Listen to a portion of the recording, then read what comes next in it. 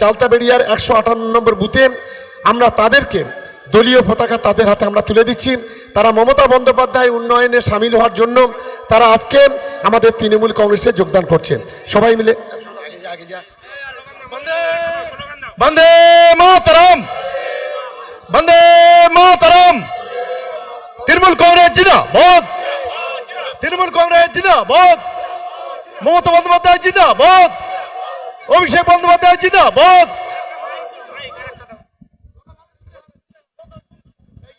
দেখেন, ওই সমস্ত লোক দেখানি জয়েন্ট আমরা 2021 থেকে, যে সময় আরাবুল ইসলাম কাইজার আহমদ ভাঙড়ের দায়িত্ব ছিল, কখনো 10,000 কখনো 12,000, তারপর 23-এর পর থেকে তো ওরা বারে বারে দাবি করেছে ভাঙড়ে আইএসএফ বলে কোনো জিনিস নেই। তাহলে ফের জয়েন্টটা কাদেরকে করাচ্ছে? অর্থাৎ এই সমস্ত কথাবার্তা বলে আইএসএফ কর্মীদেরকে কোনো রকম ভয় দেখিয়ে মনোবল দুর্বল করে আগামী দিন তৃণমূল কংগ্রেস ভাঙড়ে জিততে পারবে না।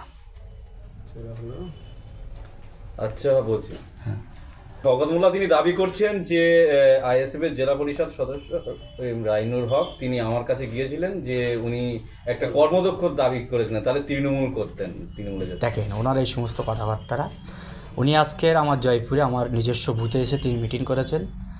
এই জয়পুরে এমন একটা সময় ছিল তৃণমূল কংগ্রেসের ঝান্ডা মারার কোনো লোক ছিল না।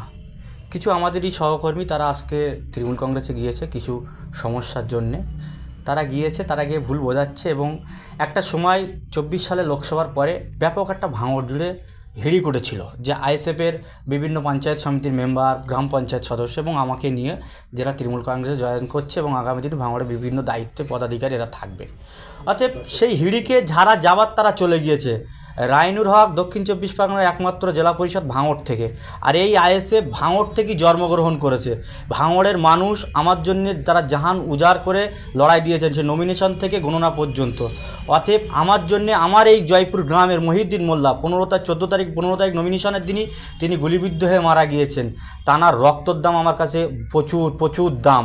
অতএব এই সমস্ত কথাবার্তা বলে উনি আমাদের কর্মীদেরকে মনোবল ভাঙাতে পারবেন না। আর ওনার কাছে যদি তেমন কোনো প্রুফ থেকে থাকে যে আমার বাড়িতে এসেছিলেন, নিশ্চয়ই উনি একজন বড় ধরনের নেতা, তানার এলাকায় সিসি ক্যামেরাটা সহ ভরিয়ে দিয়ে রেখেছেন, সেই সমস্ত ফুটেজ তিনি দেখান।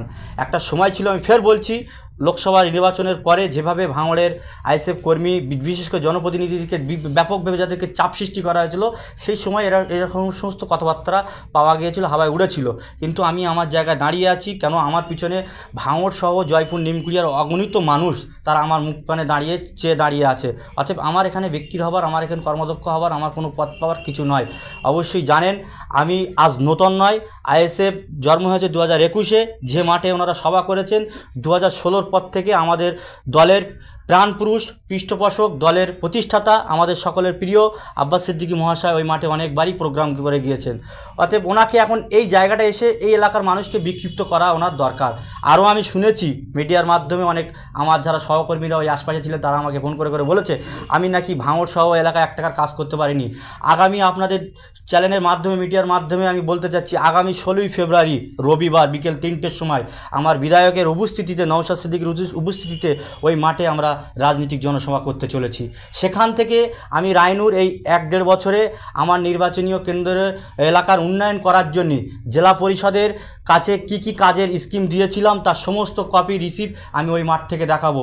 ওনার যদি সৎ সাহস থাকে, আমার মতন একজন জনপ্রতিনিধি দিয়ে এলাকার উন্নয়ন করানোর যদি ওনার মন মানসিকতা থাকে, তাহলে ওই সমস্ত কাজ এখনও পর্যন্ত অ্যাপ্রুভাল হয়নি কেন? আমি জেলা পরিষদের একাধিক সভাধিপতি ম্যাম থেকে সহসভাধিপতি স্যার থেকে শুরু করে একাধিক আধিকারিকদের সঙ্গে কথা বলেছি। সব কিছুর মূলে কিন্তু ওনার নামই উঠে আসছে, উনি কিন্তু আমার উন্নয়ন করতে দিচ্ছে না। সেই কারণেই কিন্তু ভাঙড়ের এলাকার রাস্তাঘাট, পানীয় জল, বিভিন্ন সরকারি প্রকল্প থেকে ভাঙড় আজকে পিছিয়ে যাচ্ছে। এর জবাব দিতে হবে এবং এই 16 তারিখে তার সমস্ত খতিয়ান ডকুমেন্টস আকারে আমরা আপনাদের সামনে দেখাবো। এই বাংলা আমাদের যে পরম্পরা আছে, এই বাংলাকে আমাদের রক্ষা করতে হবে, কারণ এই বাংলা কখনো আমরা ধ্বংস হতে দিতে পারি না।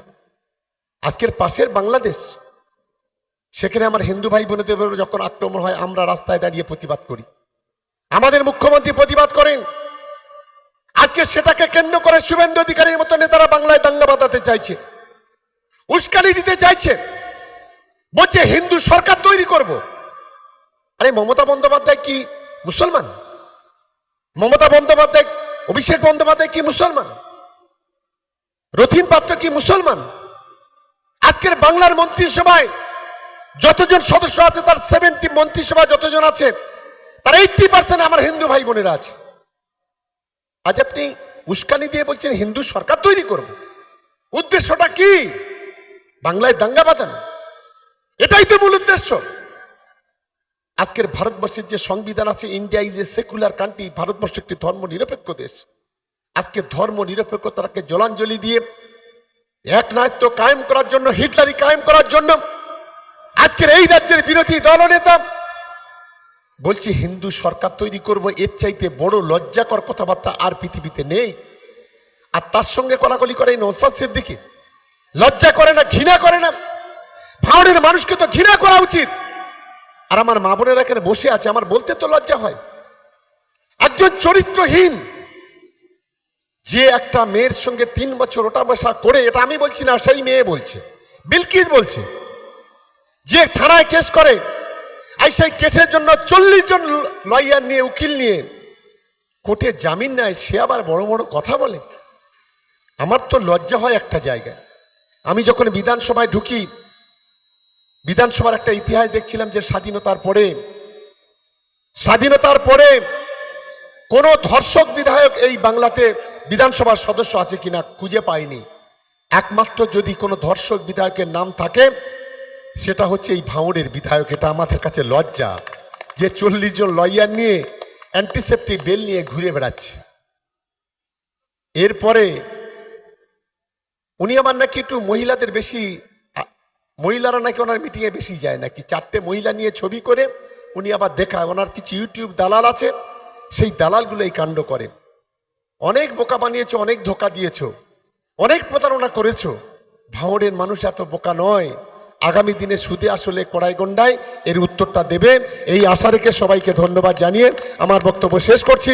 জয় হিন্দ, বন্দে মাতরম, তৃণমূল কংগ্রেস জিন্দাবাদ, মমতা বন্দ্যোপাধ্যায় জিন্দাবাদ, অভিষেক বন্দে মাতরম, শওকত মোল্লা জিন্দাবাদ, শওকত মোল্লা জিন্দাবাদ, জিন্দাবাদ জিন্দাবাদ, বন্দে মাতরম, বন্দে মাতরম, তৃণমূল কংগ্রেস জিন্দাবাদ, জিন্দাবাদ জিন্দাবাদ, তৃণমূল কংগ্রেস জিন্দাবাদ, জিন্দাবাদ মমতা জিন্দাবাদ, বন্দ্যোপাধ্যায় জিন্দাবাদ, জিন্দাবাদ জিন্দাবাদ, অভিষেক বন্দ্যোপাধ্যায় জিন্দাবাদ, জিন্দাবাদ আমার জিন্দাবাদ, নেতা তোমার নেতা শওকত সাহেব জিন্দাবাদ। জিন্দাবাদ জিন্দাবাদ।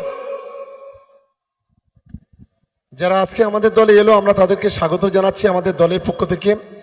আমাদের এই এলাকার যারা নেতৃত্ব আছে তাদেরকে যোগ্য সম্মান, যোগ্য মর্যাদা দিয়ে তাদের সঙ্গে নিয়ে কাজ করবেন, এটা আমরা আবেদন করছি। আর বিশেষ করে আমাদের ওইদুল আছে, ওইদুলের পঞ্চায়েত সমিতির মধ্যে আমি ওইদুলে এই অঞ্চলের দায়িত্বে আছেন যে পঞ্চায়েত সমিতি, তাকে বলবো যে যারাই আমাদের দলে আসবে, একটা সময় সবই তৃণমূল কংগ্রেসটা করতো, মাঝখানে ভুল বুঝে আইএসএফে চলে গিয়েছিল। ঘরের ছেলে ঘরে ফিরছে, তাদের প্রত্যেকেই আন্তরিকভাবে